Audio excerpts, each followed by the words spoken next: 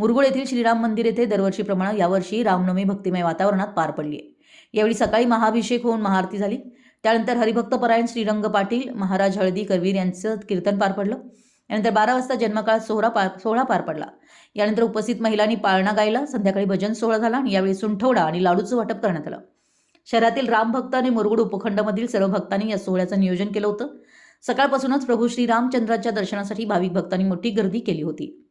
यावेळी श्रीराम मंदिर संयोजन समिती आणि भक्त मंडळी यांनी नवीन श्रीराम मंदिराचा संकल्प केला.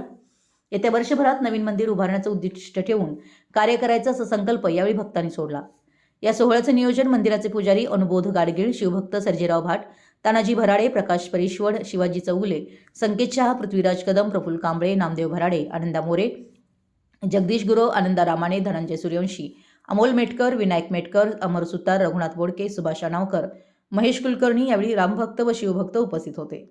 मराठी एस न्यूजसाठी मुरगुडहून सर्जेराव भाट.